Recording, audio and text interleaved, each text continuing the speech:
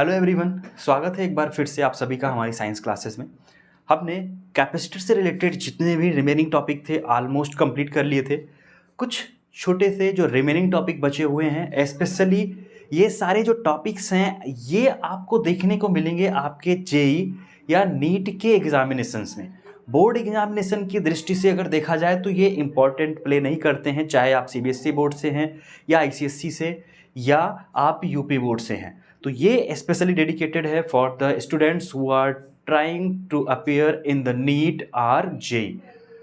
यहाँ पे हम बात करते हैं कंडेंसर की। हमने एक डिवाइस पढ़ी थी जिसका नाम था कंडेंसर।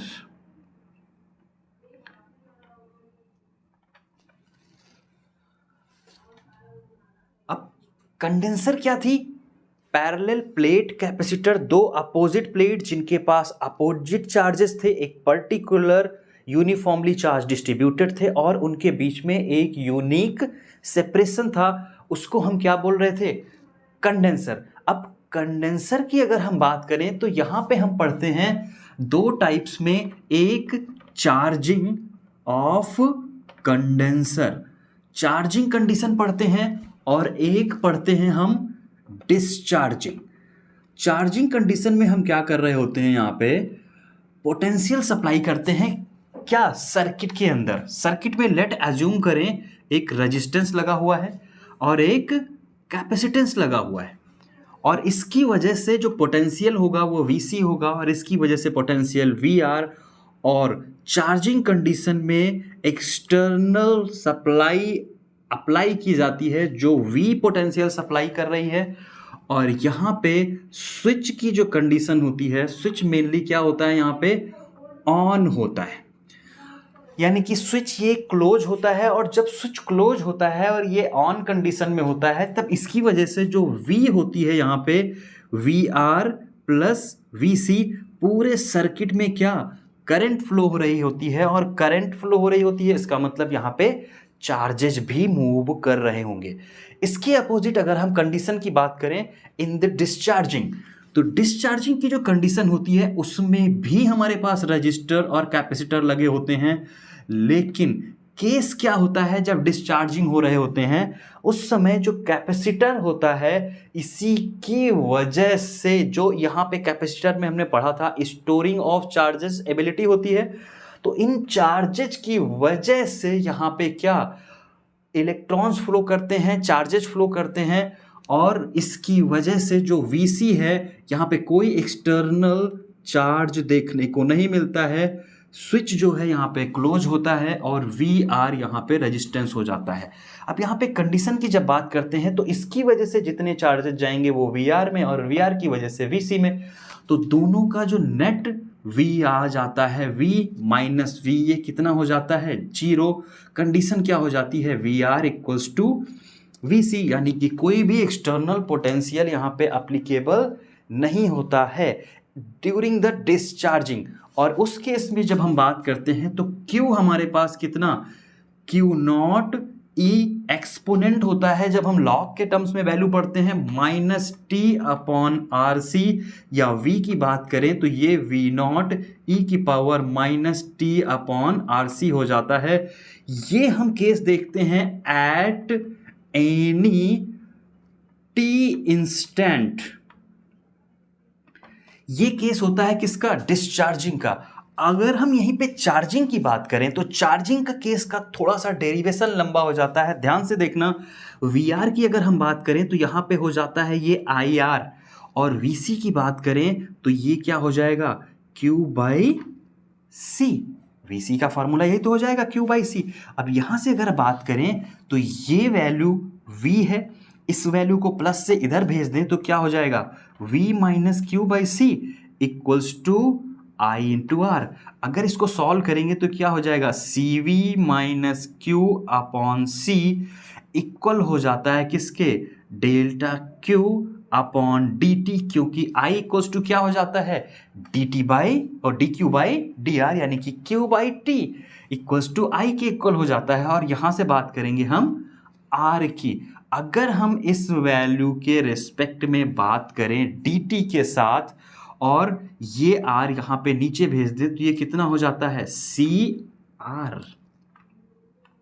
अब यहाँ पे केस की बात करें तो डी टी और D Q C V minus Q upon C R हमारे पास वैल्यू बचती है। अब यहाँ पे अगर हम इंटरचेंज कर दें तो ये वैल्यू क्या हो जाएगी, D T upon C R equals to D Q upon C V minus Q. अगर अब देखो जरा डी टी के रिस्पेक्ट में अगर यहाँ से 0 से लेके t तक और इसको हम 0 से लेके q तक, q चार्ज तक अगर हम इंटीग्रेट कर दें तो ये वैल्यू जो है इसको हम लिख सकते हैं कितना, ln निगेटिव साइन के साथ ये हो जाती है cv minus Q upon C V equal. अब ये सारी की सारी वैल्यू कैसे t बाई सी आर हो जाती है। अगर हम इसका फर्दर क्या लॉग की वैल्यू को एक्सपोनेंट में कन्वर्ट करें तो हमारे पास देखने को मिलता है C V minus Q upon C V equal हो जाएगा एक्सपोनेंट की power minus T upon C R. तो ये हमारे पास क्या वैल्यू आ जाती है C V minus Q upon C V E. अगर यहाँ पे हम इसको फर्दर सॉल्व करें तो सी वी को इसको लिख सकते हैं 1 minus Q by C V equals to E minus T by C R. अगर इसको फर्दर हम ऐड करें यहाँ पे तो ये कितना हो जाएगा Q upon C V equal 1 minus E की power T upon C R. इसको फर्दर सॉल्व करेंगे तो सी आर चला जाएगा ऊपर, Q कितना बचेगा सी वी 1 माइनस एक्सपोनेंट की power minus T by C R.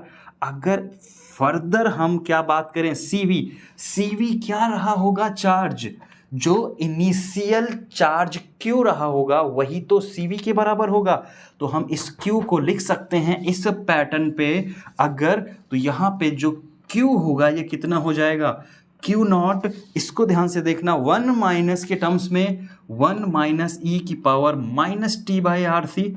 अगर ये फार्मूला यहाँ पे देखो तो ये भी तो क्या है exponent T by R C, यानी कि सिर्फ डिफरेंस कितना 1 माइनस के रेस्पेक्ट का आएगा। इसी टर्म्स में अगर पोटेंशियल को फाइंड आउट करें तो वी नॉट हो जाएगा 1 माइनस एक्सपोनेंट की power minus T upon R C. और इस वैल्यू को हम फर्दर अगर सॉल्व करें तो यहाँ पे हम पाते हैं कि जब कैपेसिटेंस ड्यूरिंग चार्ज राइज करता है तो अप टू 63% सी राइज करता है, लेकिन ड्यूरिंग द डिस्चार्जिंग ये क्या है, इसके चार्ज डिस्चार्जिंग में जा रहे हैं, यानी कि C की वैल्यू कम होगी और जो C की वैल्यू फॉल करेगा ये 1 माइनस की, यानी कि ये अगर 63% जा रहा है तो ये 37% C क्या करेगा फॉल करेगा, फॉल डाउन हो जाएगा। कौन 37% हमारे पास क्या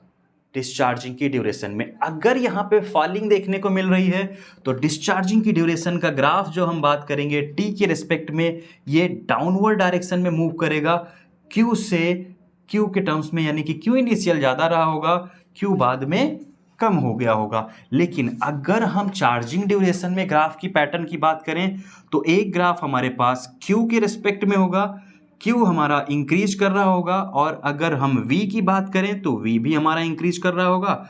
टाइम के साथ ये ग्राफ हमारा क्या अपवर्ड डायरेक्शन में मूव करते हैं। तो ये आपके पास कुछ कुल मिला के 4 मेन डिफरेंसेस हो जाते हैं। एक आपके पास चार्ज और पोटेंशियल का फार्मूला पैटर्न जहाँ पे हम नेट पोटेंशियल की बात करते हैं और जो एक्सटर्नल सप्लाई होती है उसकी वजह से चार्जेस मूव करते हैं। लेकिन during discharging the charge is move from the capacitor which is already stored, और जिसकी वजह से नेट पोटेंशियल 0 हो जाता है। और ये हमारे पास पूरे के पूरे फार्मूले देखने को मिलते हैं। यहाँ पे फॉल केस देखने को मिलता है कैपेसिटर में 37%, यहाँ पे 63% राइज देखने को मिलता है। ग्राफ के पैटर्न की अगर बात करें तो यहाँ पे चार्जेस डिक्रीज करते हैं विद द टाइम, और यहाँ पे जब बात करेंगे तो चार्जेस और पोटेंशियल दोनों क्या करते हैं विद द टाइम इंक्रीज करते हैं। पोटेंशियल यहाँ पे भी क्या करेगा फॉल करेगा। अगर इसका हम पोटेंशियल के रेस्पेक्ट में बात करें तो वो भी हमारा क्या करेगा डिक्रीज करेगा। अब एक और छोटा सा टॉपिक 1D ग्राफ जनरेटर, बहुत इंपॉर्टेंट है। आपके जेई और नीट एग्जाम पे इस पे बेस्ड क्वेश्चंस पूछे जाते हैं। 1D ग्राफ जनरेटर कुछ इस तरह से आपकी ये स्ट्रक्चर होती है। यहाँ पे आपके पास पुलीज लगी होती हैं, 2 पुली यूज की जाती हैं। एक पुली पे बेल्ट्स लगे होते हैं और एक पुली पे मोटर ड्राइवन होती है, यानी कि इसको रोटेट कराया जाता है। अब एज्यूम करो जब ये रोटेट होगा तो जाहिर सी बात है दूसरी पुली भी रोटेट होगी और ये पूरा का पूरा belt ups to down move करेगा। और ये पूरा का पूरा जो मेटल का ग्राउंड बेस होता है, ये कैसा होता है? मेटल का होता है। इसकी वजह से ये सपोर्टेड होता है और इसकी वजह से इसकी सराउंडिंग में चार्ज जो आते हैं वो आसानी से ट्रांसफर हो जाते हैं, चार्ज के बीच में रुकावट नहीं आती। बट हाँ, ये जो बाहर बड़ा वाला स्फीयर होता है ना, बेसिकली इस बड़े वाले स्फीयर के लिए ही हम इतना तामझाम करते हैं। ये जो बड़ा वाला स्फीयर दिख रहा है, थोड़ा स्फीयर जैसा नहीं दिख रहा होगा, थोड़ा बलून जैसा बन गया है, लेकिन ये पूरा का पूरा स्फेरिकल स्ट्रक्चर होता है और इस पे चार्ज एक्यूमुलेट करते हैं। बेसिकली अगर हम बात करें 1D ग्राफ जनरेटर होता क्या है, तो ये कुछ नयापन नहीं होता है। एक तरह की डिवाइस होती है, जैसे हम घरों में पेट्रोल टुल्लू पंप चलाते हैं ताकि पानी कम दूरी से ऊंचाई तक पहुंच सके। ठीक उसी तरह जब हम इलेक्ट्रोस्टैटिक पोटेंशियल की बात करते हैं तो small amount of electrostatic potential को with the help of 1D Graaff generator device we can boost. और बूस्ट का मतलब छोटा मोटा बूस्ट नहीं, हम 10 मिलियन वोल्ट तक पोटेंशियल को इंक्रीज कर सकते हैं। कितना? 10 मिलियन वोल्ट। इतना अमाउंट पोटेंशियल तक हम इंक्रीज कर सकते हैं। क्या? Potential, because of the 1D Graaff generator. और 1D Graaff generator basically potential increase करने के लिए ही यूज किया जाता है। अगर इसकी बात करें प्रिंसिपल की, तो ये जो प्रिंसिपल होता है इसका, ये होता है कोरोना डिस्चार्ज। कोरोना डिस्चार्ज ये इसका प्रिंसिपल है, इसी प्रिंसिपल पे ये बेस्ड होता है। अब नाम में कोरोना आया है तो कोरोना के नाम से डरना नहीं है। This is not a disease, this is a type of property in which the drifting material which gets ionized into their ionic form and the large amount of charge and the potential generated, and from higher to lower the potential will moves।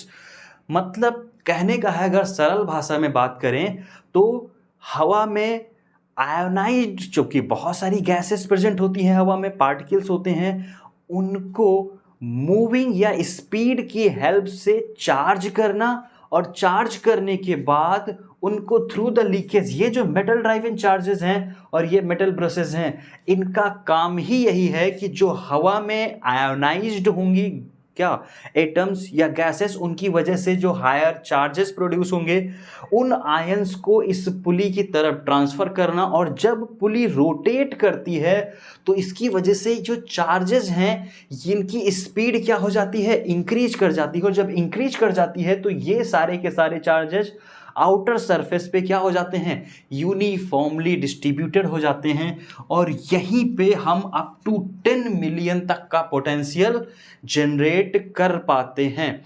तो principal क्या हो गया? Corona discharge method. Corona method क्या है? जिसमें हम हवा में, एयर में ड्रिफ्टिंग करा के आयोनाइज कर देते हैं पार्टिकल्स को और उन आयंस की हेल्प से हम पोटेंशियल को इंक्रीज करते हैं। अब यहाँ पे कंडीशन आती है कि पोटेंशियल बढ़ाते तो हैं लेकिन कितना? तो एक लिमिट होती है। Cut off potential outer surface पे मैक्सिमम पोटेंशियल जो हम ऑब्टेन कर सकते हैं वो होता है 3 × 10⁶ वोल्ट पर मीटर। इसको बोलते हैं हम क्या? Breakdown voltage. Breakdown voltage तक हम पोटेंशियल इंक्रीज करते हैं। इससे ज़्यादा पोटेंशियल अगर हो जाता है तब फेलियर सिस्टम देखने को मिलता है और पोटेंशियल स्टॉप्ड हो जाता है। तो कट डाउन या ब्रेक डाउन वोल्टेज की अगर हम बात करें तो ये कितना हो जाता है 3 × 10⁻⁶ वोल्ट पर मीटर के रेस्पेक्ट में ये मेजर किया जाता है। This is the breakdown voltage. और ये हमारे पास क्या हो जाता है 1D ग्राफ जनरेटर। अगर इसकी बेसिक्स की बात करें कि इसका काम क्या था, ये चार्ज की स्पीड बढ़ा रहा था और पोटेंशियल इंक्रीज कर रहा था। अब पोटेंशियल इंक्रीज जब करता है तो यहाँ पे केस अगर हम बात करें, जैसे ये अंदर एक छोटी सी पुली है, ये भी स्फीयर है और स्फीयर के अंदर बाहर की तरफ एक बड़ा स्फीयर है। अगर हम बड़े वाले का रेडियस मान लें कैपिटल आर और छोटे वाले का स्मॉल आर, और इस पे मान लें कि जो चार्जेस प्रेजेंट हैं वो कितने हैं स्मॉल क्यू और इसकी वजह से कैपिटल क्यू। अब दोनों चार्जेस की वजह से जो पोटेंशियल डिफरेंस आएगा वो क्या होगा, तो हम सबसे पहले बात कर लेते हैं V due to the capital Q यानी कि लार्ज स्फीयर, या कैपिटल आर की बात कर लेते हैं। तो क्या हो जाएगा, अब बड़े स्फीयर पे एक बार तो स्मॉल क्यू की वजह से चार्ज लगेगा और एक बार कैपिटल क्यू की वजह से। तो यहाँ पे बात करेंगे 1/4πε0।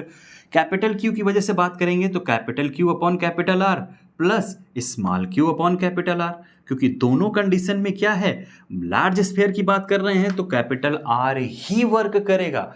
लेकिन अगर हम वी आर की बात करें तो 1/4πε0, अब इसकी वजह से स्मॉल आर की वजह से जब स्मॉल क्यू की बात करेंगे तो ये तो क्यू बाई आर ही रहेगा स्मॉल आर। लेकिन अब बड़े वाले चार्ज की वजह से डिस्टेंस सेंटर से मेजर करेंगे तो ये तो कैपिटल आर हो जाएगी। तो यहाँ पे लिखते हैं कैपिटल आर के रिस्पेक्ट में। और जब हम बात करते हैं potential difference V on small R minus V on capital R, तो जब यहाँ पे बात करेंगे तो दोनों में हमारे पास कॉमन वैल्यू देखने को मिलेगी 1/4πε0। आगे क्या है capital Q upon R plus small Q upon capital are. अब माइनस साइन के साथ इसका माइनस यहाँ पे तो जाएगा अंदर ना, तो यहाँ पे माइनस में लिखेंगे Q अपॉन स्मॉल आर और माइनस में लिखेंगे हम capital Q upon capital R. तो ये कैपिटल Q यहाँ से कैंसिल हो जाएगा। जो चेंज इन पोटेंशियल आएगा ये Q अपॉन 4πε0 क्या small Q upon capital R minus small Q upon small R के केस में देखने को मिलेगा क्या हमारे पास पोटेंशियल डिफरेंस।